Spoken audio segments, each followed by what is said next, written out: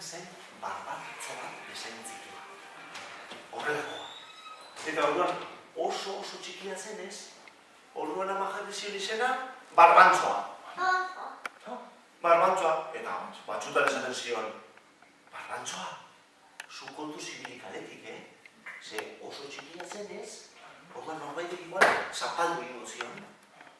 Orduan esan zion, kontu zibili. Eta barbantzoak esaten zion, berdita ama, ni nahi ez naiz txikia, ni naiz handia. Eta batzutan kaletik ibiltzen zen abeste, patxin, patxon, barbantzoa ez zapaldu, patxin, patxon, nire ondoan ibilik kontuz. Eta jendea, kontuz ibiltzen zen, Eta jarretzen zuen abeste, patxin, patxon, barbantzoa ez zapaldu, patxin, patxon, nire ondoan ibilik kontuz. Baina egun batean kaletik zijoala barbantzotik pitapa. Han, zelaian zegoen behia. Ezagutzen duzuen, zein dan? Animalia. Y yo tengo matas en la casa. Ah. Y yo tengo bella en mi casa. ¿Zure kasu behia? Ba, behia...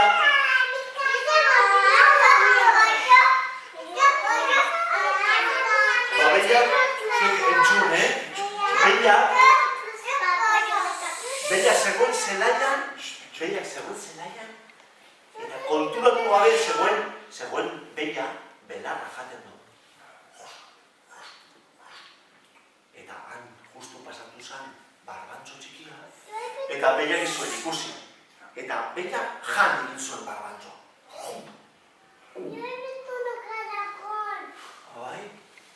Un caracol. Está en mi casa. Baina hori zen behia, eta behian animalia asko zondiagoa. Eta oso ondia zenez, barbantzo oso txikia zen, eta jan egin zuen. Zuk ere. Eta orduan, barbantzo zegoen barruan, behiaren tripetan. Eta bere ama etxean, eta non egongo da barbantzo? Eta orduan hasi zen deitzen, barbantzo, non zaude? Eta barbantzoak entzuten zion. Eta ama, hemen nago, behiaren tripetan, elurra eta euria egiten ez duen lekuan. Baina amak ez zuen entzuten, ze barbantzoen abotza oso fina zen, eta gainera zegoen behiaren tripetan. Eta amak berriz esaten zion, barbantzo, non zaude? Eta behiak esaten zion, ama, hemen nago, behiaren tripetan, elurra eta euria egiten ez duen lekuan. Eta amak eskatuta atera zen etxetik eta aurkitu zuen behia. Eta esaten zion, barbantzo, non zaude? Hemen ama, hemen! Orduan, hor dago barbantzo, triparen barruan. Orduan zer egin zuen, eman zion jaten behiari. Eman zion belarra jaten. Eta behiak jan zuen belarra. Baina jan zuen belarra, gero eta gehiago, eta behia hasi zen handitzen, eta azkenean egin zuen behia lehertu egin zen. Eta barbantzo atera zen egiten, erori zen lurrean. Eta barbantzo egin zuen pizka bat horrela, eta berriz hasi zen bere abestia kantatzen. Patxin, patxon, barbantzoa ez zapaldu. Patxin, patxon, nire ondoan ibilik kontuz. Patxin, patxon, barbantzoa ez zapaldu. Patxin, patxon, nire ondoan ibilik kontuz. Eta handik aurrera, barbantzo. Eta bere ama oso pozik bizinean.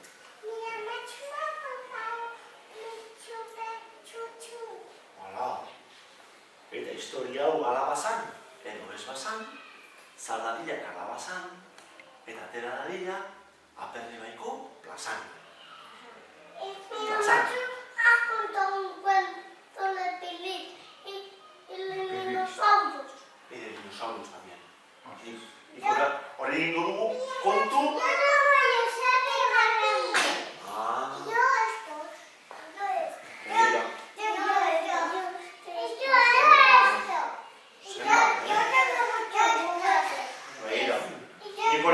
egingo dugu, elkarrekin, egingo dugu, ipuinak kontatu eta kantatu egingo dugu. Bale? A ber, erlojua markatzen du ordu batak. Pan, bat. Eta orduan esaten du, kiku, kaikua, lotan dago, katua. Kiku, lapurra, lotan dago, txakurra. Kiku, ilargi, lo daudenen zainari. A ber, egingo dugu, kiku, kaikua, lotan dago, katua.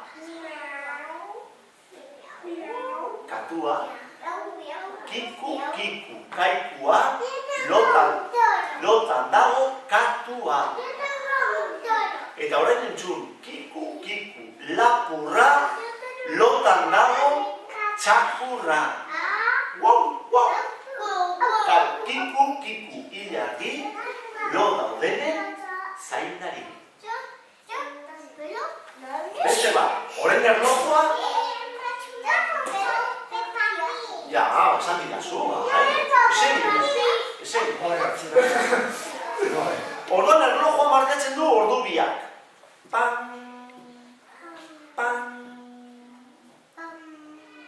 bi txori txiki sopa jatera. Bata da pir eta bestea da por. Eta ama baskariarekin dator. Bi txori txiki sopa jatera. Pir, por jartzen da hemen. Eta pir jartzen da hor. Eta ama baskariarekin dator. Bi txori txiki sopa jatera. Bata pir, bestea por. Ama biei begira, maitako. Hori, erlojua markatzen ditu, irura. Pan,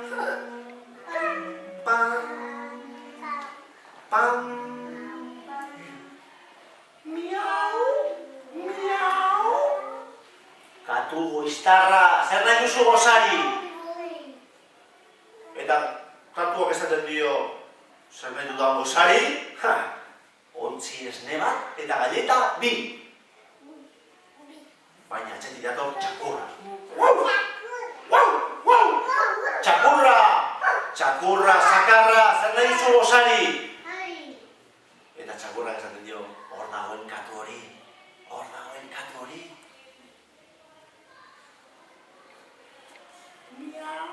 Miau. Katu guiztarra, zer nahi duzu gozari? Ontzi esne bat eta galleta bi. Eta... Txakur sakarra, zer nahi duzu gozari? Hor dagoen katu hori. Eta txakurra badakizu katuaren atzetik korrika joaten dala. Ez? Eta horren erlojua markatzen du Laura. Pan.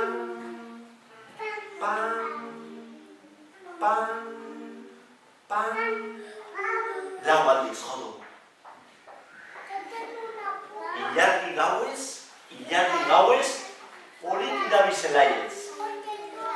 Ilargi gauez, poltsa zilarrez. Poltsoa zabaltzen du eta hasten da banatzen. Bat, hosto bati. Bat, belar bati. Eta beste bat, zuri.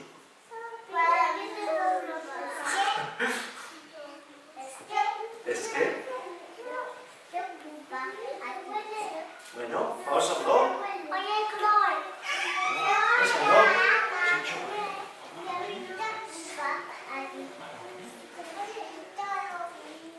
Venga, eta horren amaitzeko, egingo dugu, lehen egin dugun kanta, Kiku, kaikua, lotan dago, katua. Kiku, lapurra, lotan dago, txakurra. Kiku, ilargi, lo daudenen zainari. Venga, a ver, Kiku, kaikua, lotan dago katua. Kiku, kiku, lapurra, lotan dago txakurra. Kiku, kiku, ilargi, loro denen zaindari. A ver, kiku, kiku, kaikua, lotan dago katua. Kiku, kiku, lapurra, lotan dago txakurra. Kiku, kiku, ilargi, loro denen zaindari. Zer dute daukazu? Ni oso gaztea naiz. Gutxi eta ni gutxi. Ni 95 urte dauzka. Eta eman zian klasea... Lehen urtean egon zen. Hori da, bederatzi urtekin eman zian klasea. Ba, hori, zen baden bola dara. Zer daukazu? Ni, berrogei. Ni badaki! Ni badaki! Berrogei eginda. Ni badaki! Justo! Ni 95. 53! Vale, listo. Ni badaki zen Hasiko gara ipuinak kontatzen. Hori da. Kontatuko dizuet, orain dela denbora asko, herri urrun batean, egunero neska bat desagertu egiten zen. Eta inork ezekien desagertu. Eta orduan, herri horretan bizi zen familia bat, aita, ama eta 3 alaba. Lehenengo alaba zen handia, bigarren ertaina, eta hirugarren atxina. Eta egun batean gurasoak joan ziren etxetik eta esan ziren 3 alabei begira. Ez zabaldu atea inon. Alaba gertu zen baiezko, gurasoi kasu egiteko. Baina, guraso joan ziren eta handi gutxira, herrian zegoen gizon maltzur bat, eta zegoen beti vigilatzen eta beti pendiente neka garrabatzeko. Orduan ikutu zuen etxeko atea. Eta alabarik nagusiena zabaldu ziren dute. Zer nahi duzu gizona? Emango duzu hori izati bat? Eta bai eman ziren hori izatia. Baina bere atxambarra ikutu bezain laster magikoki neskan salto bat eman zuen eta gizona bizkarrean zeraban saski batean sartu zuen neskan. Eta korrika eraman zuen bere kobazulora. Zer gizona bizi zen kobazulo batean justu mendian. Baina kobazulo hori ezen kobazulo bat arriskoa eta ez. Kobazulo horretan zeuden milaka gela. Eta gainera gozan zoragarria zauden barroa. Milaka gela. Gela ezberdina. Eta gela bakoitzak zeukan giltza. Eta orduan izan zion begira. Hau dara zuretzat izango da ondo portatu eskero, esan zion neska. Eta ondo portatu eskero esan zion neska. Eta zer egin dago? Zu egin kasuanik esaten dugu. Zu gela guztietan sartu zaitezke. Baina badago gela bat debekatuta dagoela sartzea. Gela horretan sartzen bazara, hile egin duzaitu. Orduan neska geratu zen pizka bat, beldurran egin. Baina egun batean, gizon matxurra joan zen zerbait egitera atxetik kanpo, eta neska bakarrik gelditu zen. Eta gizon matxurrak esan zion, begira, hemen dauzkazu, gelan sartzeko dauden giltza guztiak. Bakoitzak dauka zenbaki bat, eta zu pila guztira sartu zaitezke. Baina kontu zibili, debekatuta dagoen gelarekin, esan zion. Eta gainera hori, eman zion arrauntzuan. Eta arrauntza zegoen zuri-zuria. Esan zion, nik zuri ematen dizudan moduan, niri bueltatu egin barko diazu. Abal, eskarrik asko. Eratu zen neska arrauntzarekin eta hiltzakin. Eta gizon mantxurra joan zenean ibili zen gela guztitatik. Sartu zen gela batean, gero bestean, gauza zoragarria zen. Gela batean kuadroa, beste batean oiala, beste batean altzairu polita, eta neska zegoen argitutan. Baina, ja gela guztiak miatuta, gela guztiak karakatuta eta begiratuta, zer zegoen, ailegatu zen debekatuta zegoen dela. Eta zuen ustez neska sartu zen gela, edo esan. Sartu zen dela. Inizuen lehenengo belarria, eta pentsatu zuen, hemen ez dago zaratarik, ez da zen egongo.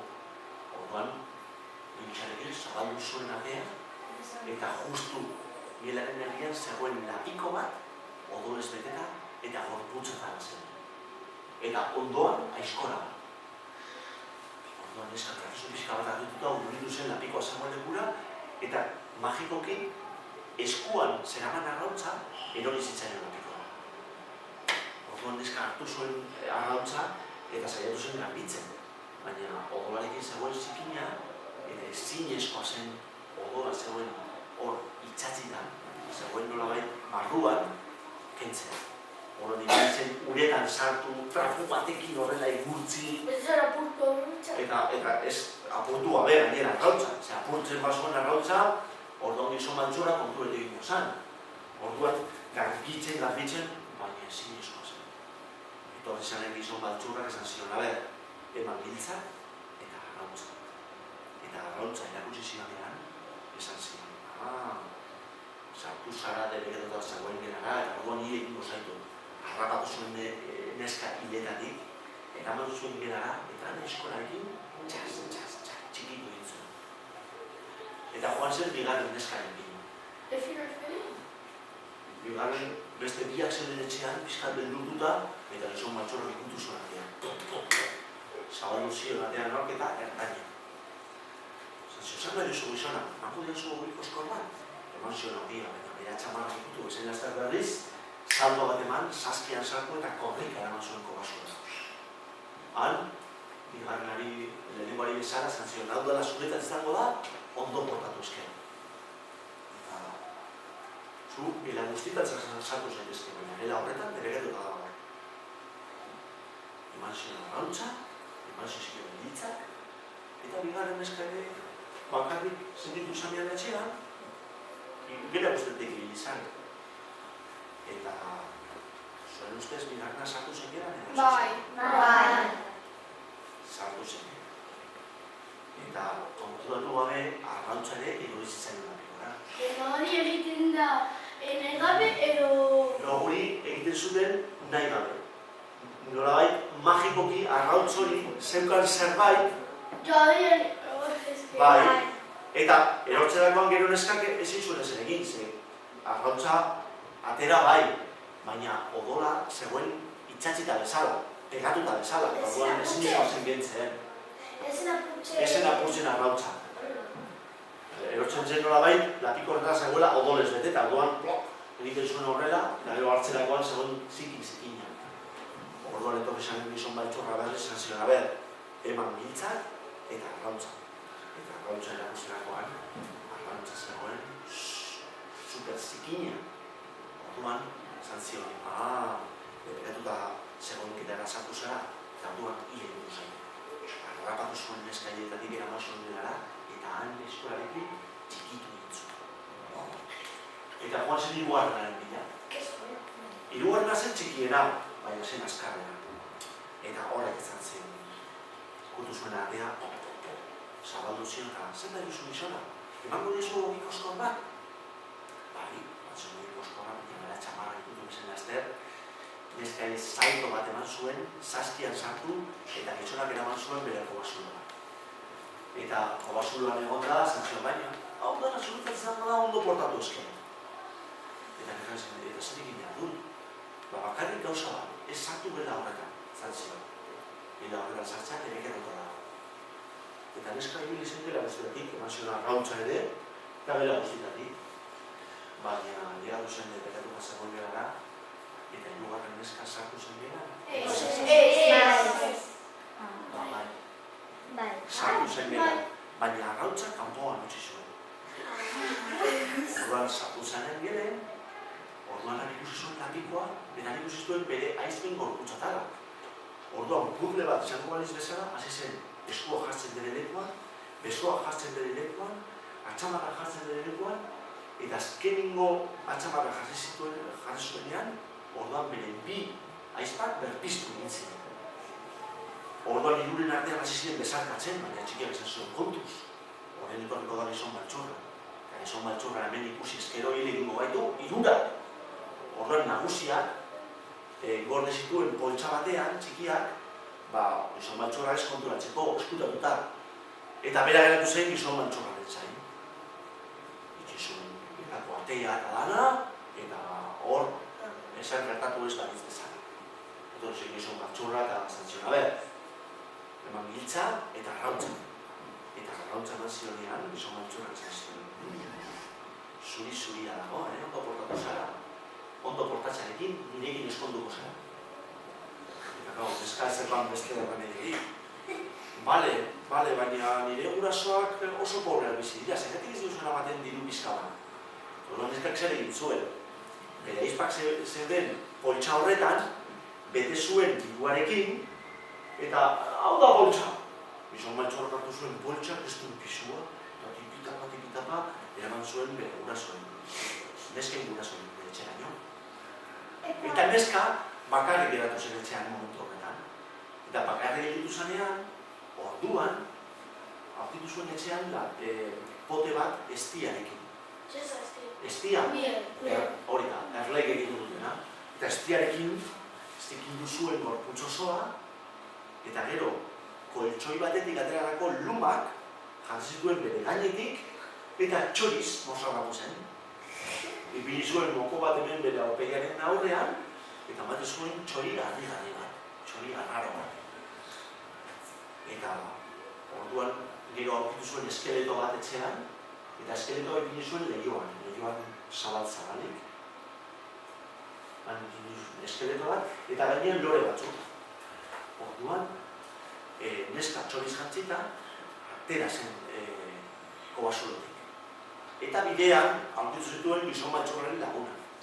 Gizon maltzurraren lagunaz, eta guztiakoan horrelako txori agarro bat, esan zioten pájaro emplumado, ¿de dónde vienes? La bestia esan zuen, de la casa de don Plumete emplumado. ¿Y qué hace su mujercita? Dice, ha arreglado la morada y está en la ventanita. Eta, claro, lehioan zer zegoen, eskeletoa zegoen. Orduan, gizon maltzurraren laguna horrela guztiakoan. Pentsatzen zuten neska zala. Eta jarretu zuten bere bide. Orduan, neska txoriz jantzita jarretu zuen bidetik, eta aurkitu zuen gizon maltzurra, gizon gaiztoa. Baina, claro, ez zuen ezagutu. Esan zion, pájaro emplumado, ¿de dónde vienes? Dice, de la casa de don Plumete emplumado.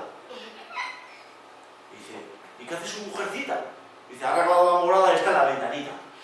Claro, gizon maltzurrak ere begiratu zuen lehioa segun lekurantz, eta agurrak bota zizien. Orduan, bakoitzak bere bidea jarraituz, neska txoriz jantzita lehatu zen bere gurasoen etxera, orduan, kendu zuen mozorroa, eta orduan bazekiten non bizi ziren gizon maltzurrak. Orduan, herriko pertsona guztiei deitu, bakoitzak zuzi batekin, antortxa batekin, zuarekin, joan ziren gizon maltzurrak etxeak. Eta gizon maltzurrak bere lagunan barruan zeudenean, kobasuaren barruan zeudenean, lehioak etateak itxi, eta erre egin zuten kobasuaren dira. Orduan gizon maltzur guztiak desagertu ziren. Eta horrezagatik, herri horretan, egunero ez da neska bat desagertzen. Eta historia hau alabazan, ez bazan, zardadiak alabazan, eta atera dadila, Baiko plaza. Baina, babesako dituak.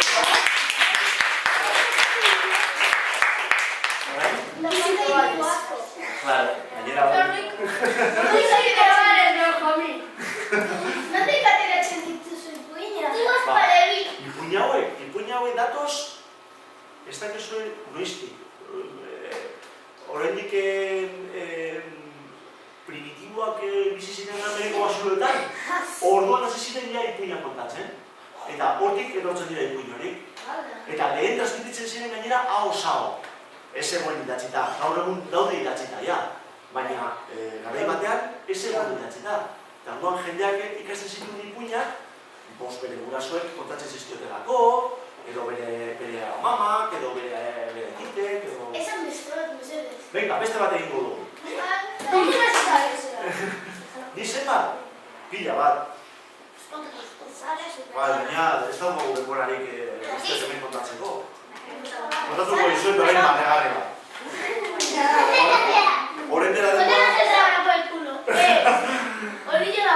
Orain dela denbora asko eurrun batean bizi zen apaiza bat. Zuen bat guzuen apaiza, ez da hori eleizetan egoten direna otoitz egiten da. Esareko nahi zuen, Bale, jarri auki bat. Eta apaiza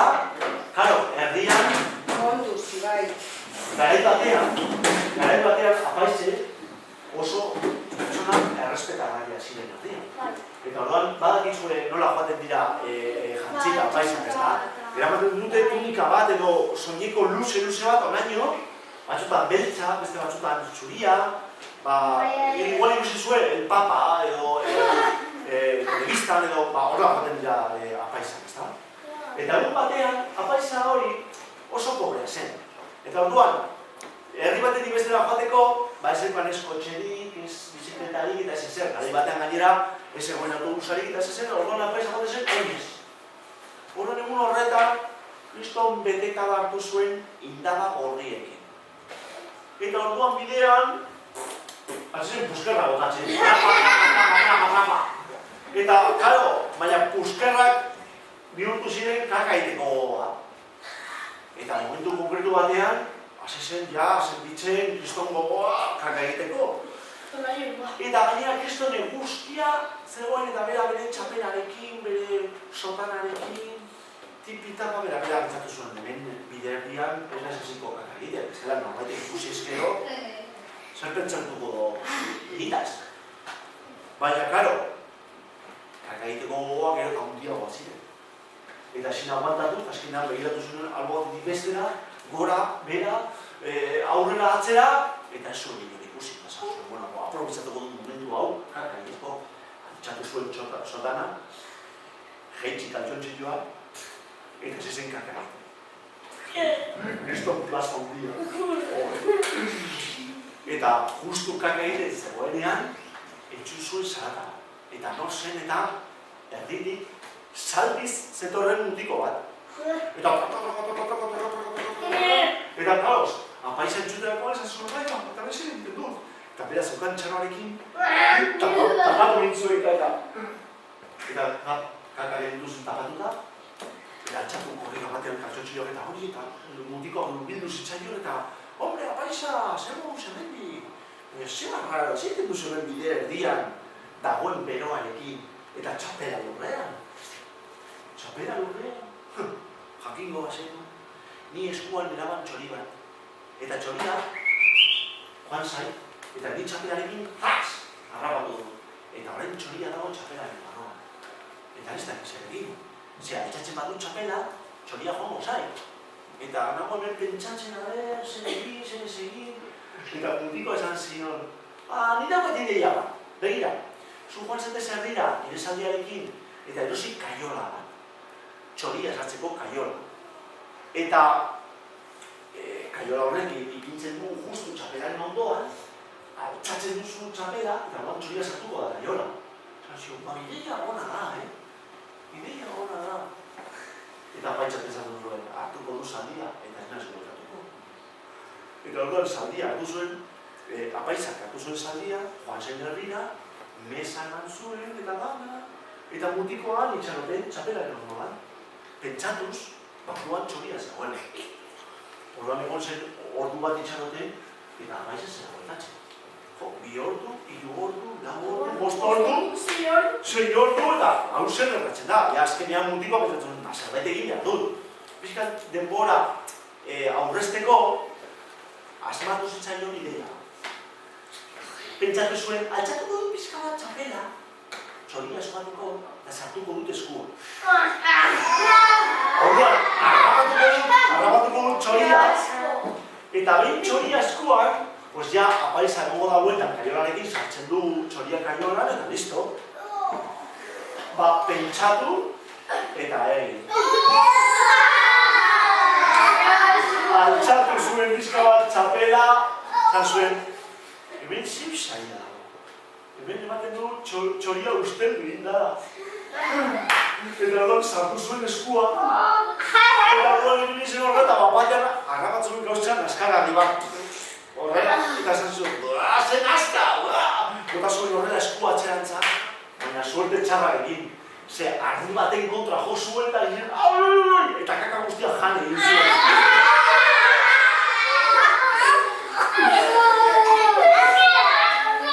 Orduan, klaro, mutiko konturatu zen, txapelaren barruan zegoela zen apaisaren kaka, eta handik aurrera, erabaki zuen apaisarekin harremanetan zegoela.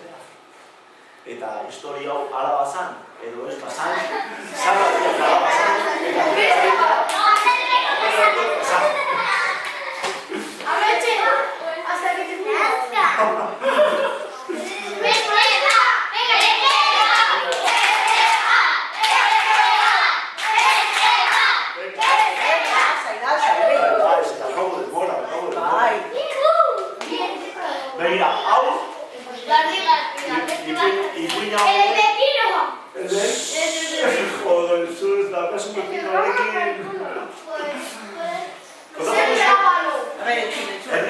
Mundian bizi zen errege bat bere alabarekin.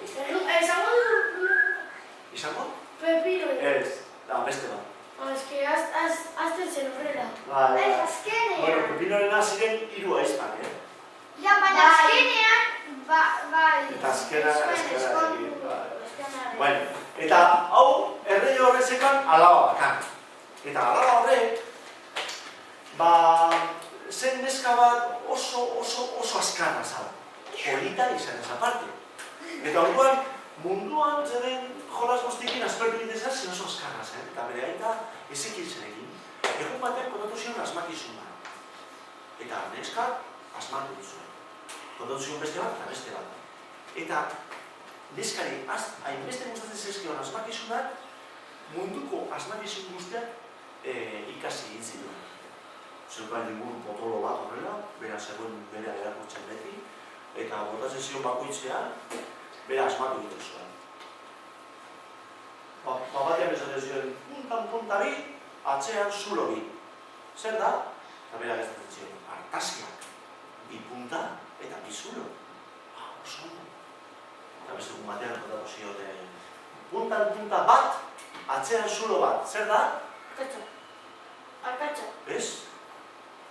Punta Hori bat, izan zigun Manoli. atzean zulo bat. Arkatxa dauka punta, baina zulorik ez. Da, horratxa. Horratza, jostorratza. Hori da. Josteko erabiltzen den... Eta asmatu zuen. Eta neskak asmatu egin zuen. Beste egun batean kontatu zioten, anai arreba bi, bat atorri beste iesi. Zer da? Anai arreba bi, bat atorri beste iesi.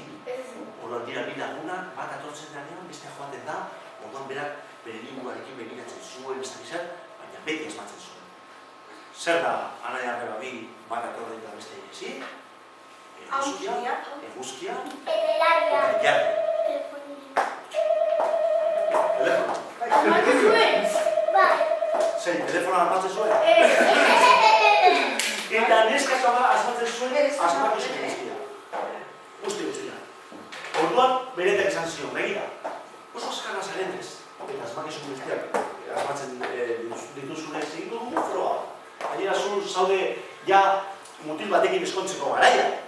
Orduan, eskontzeko mutil batekin agertzen bada, eta kontatzen badizu asmakizun bat, mutil batek, eta zuk ez baduzu asmatzen, orduan berarekin eskonduko zara. Zan zion, bale, baina asmatzen badut, burua moztuko diogu. Eta erreia, ados, egitu zan.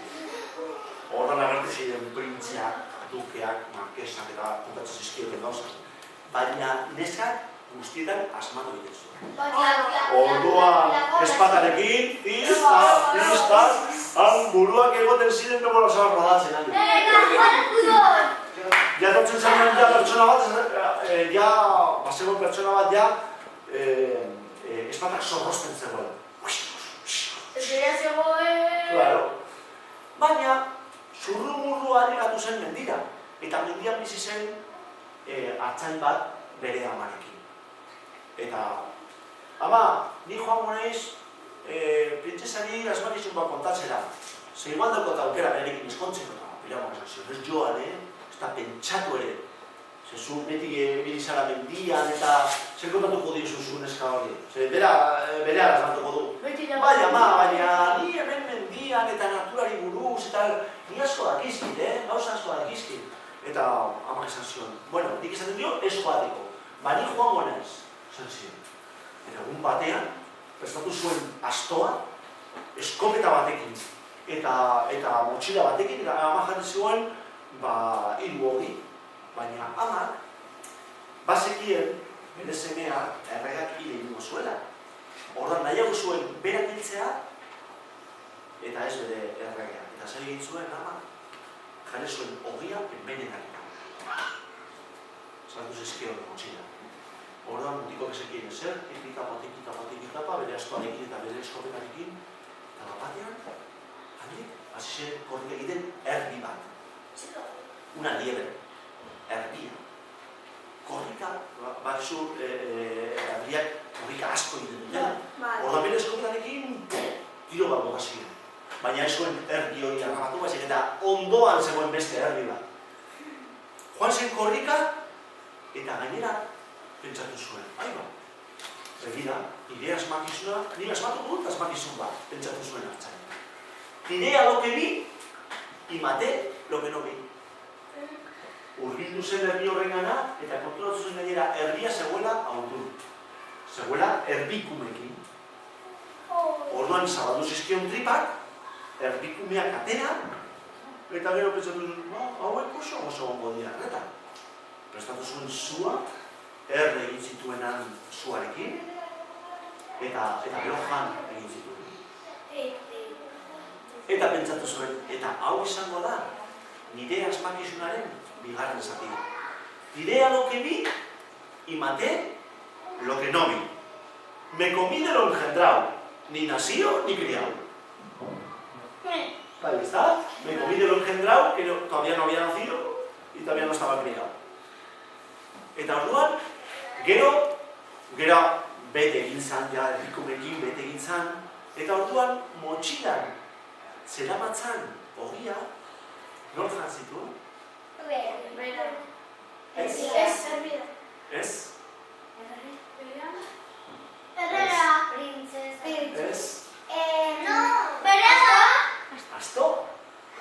Astoak jan zituen. Orduan astoa, envenenatua hil egin zan. Eta bere gainean jarri ziren txori batzu astoa jatera, eta txori horiek ere hil egin ziren. Orduan mutikoak konturatu zan, ogiak envenenatua zen dela. Eta pentsatu zuen, eta hau izango da, nire asmakizunaren hirugarren zatia. Tiré a lo que vi y maté lo que no vi. Me comí de lo engendrado, ni nacido ni criado. Mi madre mató a la burra y la burra mató a 3. Adivíname lo que es. Claro, baina berak asmatu behar zuen historiosoa. Eta asmakizun izen labortuta berari segertatu zitzaion. Orduan, claro, mutikoa ideia horrekin joan zen printzesaren etxera. Eta llegatu zenenera, esan zionera. Eta zu zara, ni naiz hartzain bat, eta gero naiz printzesari asmakizuna kontatzera. Eta mundu guztia jaten, mundu guztia barreka. Nola zu hartzaina, venga, espata zorroztu! Burua postuko diogu! Orduan, aurkeztu zenan printzesaren aurrean eta printzesaren zion. A ber, kontatu zure asmakizuna. Eta orduan mutiko esan zion. Tiré a lo que vi, maté lo que no vi. Me comí de lo engendrado, ni nacido ni criado. Mi madre mató a la burra y la burra mató a 3. Adivíname lo que es. La princesa quedamos la pensache. A ver. Mi madre mató a la burra. Tiré a lo que vi. Me comí de lo engendrado. Zaten zuen, nondik azoa. Orduan, aterasun bere ingurua momentu batean, hasi zen pasatzen. Irakurtzen eta zuen aurkitzen. Inolako pistari, gainera jakiteko. Zan zuen, eman beharko dizkiazu 3 egun asmatzeko. 3 egunetan ez bat dut asmatzen, zurekin eskonduko naiz. Eta hartzainak esan ziren, ez dago pistarik, Ni hemen geratzen naiz, zure etxean, ematen badia zu gela bat lo egiteko, ni posin nago. Eta neskak esan ziren, bala, venga, gela batean, ez dakizen, jarri zuen, kriston gela. Eta, klaro, hartzaina beti zegoen egituta, ardien kakaren ondoan lo egitera, eta batean, horlago luzuzko gela batean, kakari gabe. Bere arropa kendu, eta eman zizkioten berria, eta dana. Orduan, hartzaina zegoen paradiso bezala. Orduan, eta printzesa, irakurri, klasika ikasi, eta ez zuen inundik inura gortzen. Horren, lehenengo gaua, etorri zanean, printzesak zeuzkan donzella batzuk. Badakizu, neska batzuk, beraren ondoan egoten direla, arropa zaintzeko, eta obera garbitzeko, eta esan zion donzella batean. Donzella, joan zaitezkenara, gauetan. Eta, igual, zuriko datuko dizu zein da egia. Zein da asmakizunaren egia. Hortan, lehenengo donzella, nidu zen gerara, hartzainen gelara, zena zion, hartzaina. Arratu zen gainera, zena, nola zaten da, pijama batekin, baina... ezait ateratzen nintzen, neskek erabiltzen duen pijama nola ditzen da. Kamisoia. Kamison batekin. Kamison batekin agertu zen, eta kamisoia zen transparente. Orduan, hartzainak ikusterakoan, hartzainak, esan dira zuzenan asmakizunaren emaitza. Eta beste gauzio, bai, esango dizut, baina lehenengo eta behin gaua elkarrekin pasatu behar. Orduan, neska sartu zen bere geran, eta gau osoan egon zen elkarrekin. Eta horrengo goizean,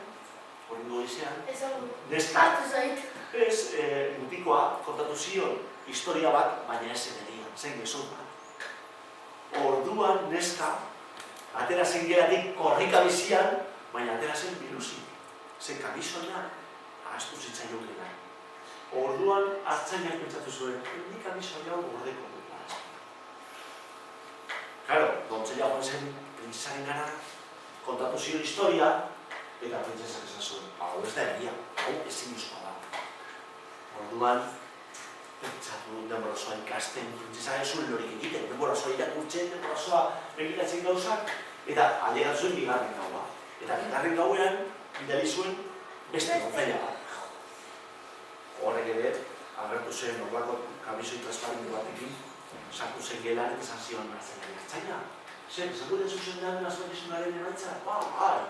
Baina lehenengo eta behin, gaua elkarrekin pasatu behar. Eta neskare sartu zen ohean, eta elkarrekin pasatu duten dago. Eta horrengo goizean, bigarren ontzelari ere, korrika zizen gelatik, hartzainak esan zionean, zain dan emantza, baina berriz gezurra kortatu zion, eta bigarren ontzelari ere, kamisoia ahaztu ditzatzen. Eta hartzainak gorde egin zuen patazta. Eta hirugarren gauea zen azkena. Orduan printzak esan zuen. Gau beretan ez badut asmatzen, hartzain horrekin eskondu behar izan beharko dut.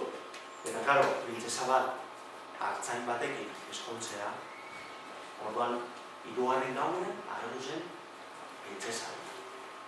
Baina printzesa agertu zen momentu batean dana ilunirina zegoen. Orduan, berak ezin zuen ikusi dira aurpegia.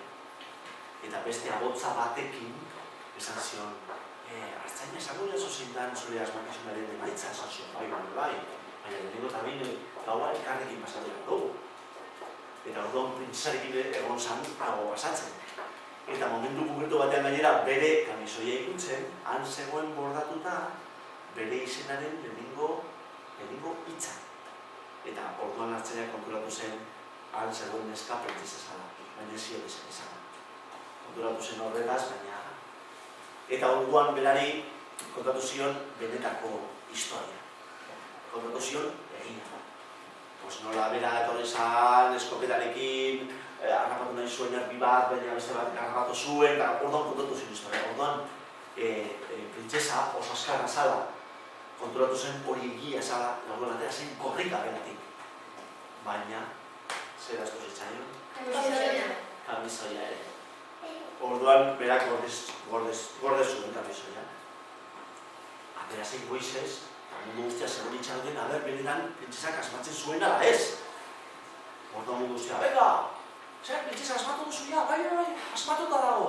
Orduan bildu ziren jauregi horretan bizi zen pertsona guztiak, sukaldariak, soldaduak, han sekito guztiak, eta han zegoen ere hartzaina.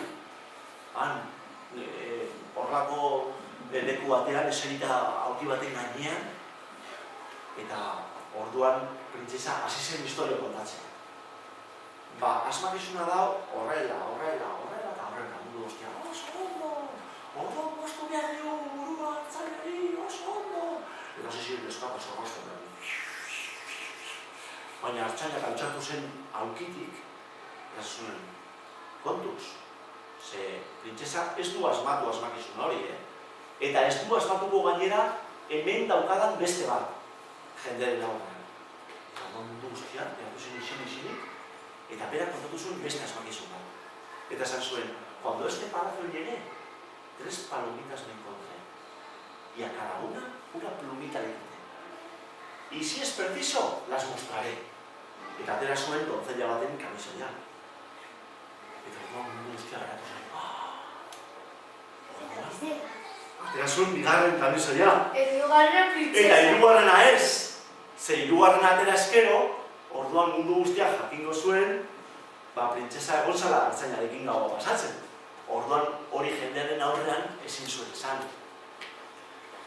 Horsegatik esan zuen, cuando este palacio llegue, 3 palomitas me encontré, y si es preciso, las mostraré. Baina, claro, orduan, atera behar zuenean ja, hirugarren kamisoia, orduan, neska, printzesa urbildu zutzaion artzainaren gara, zan zion, ez atera, zurekin eskotuko naiz. Eta horrela izan zen. Azkenean, printzesak onartu behar izan zuen berarekin eskotzea. Eta handik aurrera oso posible ziren. Beste bat. Eta historia hau bada bazan, edo ez bazan,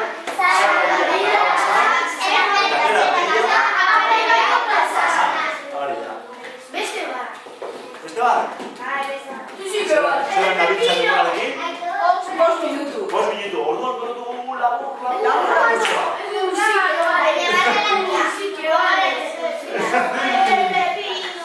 Hau ziren zer? Claro. Beti Benjamin. Ni ezin naiz Alevin izan, ni naiz Benjamin.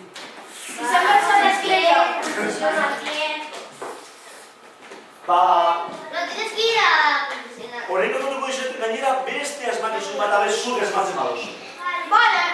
Goitik bera dator alboetan bazter. Ura darama, zuzen edo oker. A ver, entzun ondo, Iban. Goitik bera dator alboetan bazter. Ura darama, zuzen edo oker. Zer? Odeia. Ez. Ibaia. Ibaia bai. Ibaia bai. Esan duzu goiti. Goitik bera. Ibaia menditik, puntatik bera doa.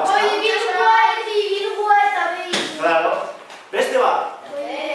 10 lagun goian, 10 lagun behan. Goikoak agerian, bekoak ordean. Zer? Nola zen da? Atxamarra. 10 lagun goian eta 10 behan. Goikoak agerian eta bekoak ordean.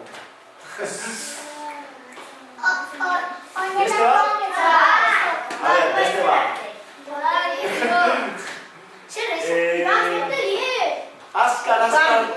Azkar da biluretan eta astiro lehorrean. Gua txikia eta etxea gorpuzaren gainean. Tortuga.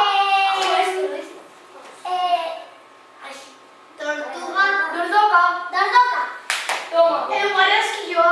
Barraskiloa edo duretan. Hori da.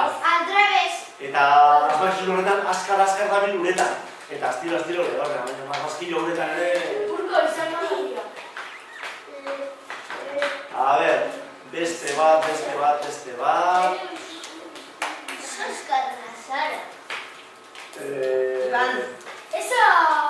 Eguzkia bezain borobila eta ilargia bezain zuria bazkalosteko ez nekia. Esnea. Esnea. Lapizketxo beteretza. Gazta. Erreza zen. Bueno, ya, orduera. Itxe bertan joko dut ziruina. Kontatuko izan, azken dugu. Venga, azkena. Oso laburra, Hau ziren hiru anaia. Bata zen zapata bat. Bestea zen belarra bat, eta bestea zen burbuja bat. Eta behietik zijoala... Bai, kontatuko izan. Eta justo, aurtu zuen erreka bat.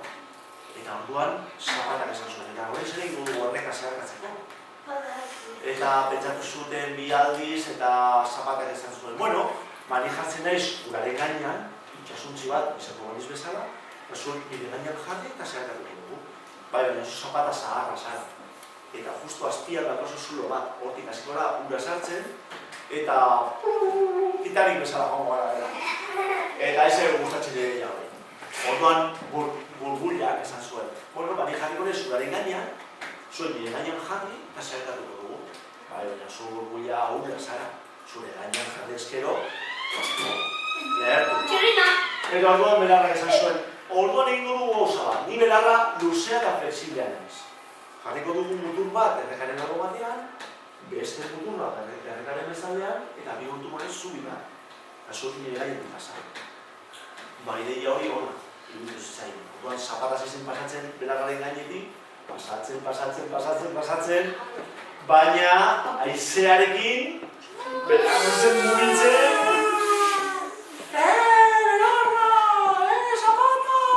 Eta burbuila bestaldean, zizen barri egiten. Eta orduan, karo, azkenean belarra ezin zuen gehiago aguantatu, egin zuen, apurtu gintzen. Eta bai belarra eta bai zapata erorezin uretan, eta egin zintzen. Burbuja ez. Eta burbuja zageratu zen, hainbeste barra egin, azkenean egin zuen. Eta lehertu gintzen. Eta burbuja hil edo esplotatu zanean, orduan ipuin amaitu zen. Eta historia hau, ala bazan, edo ez bazan,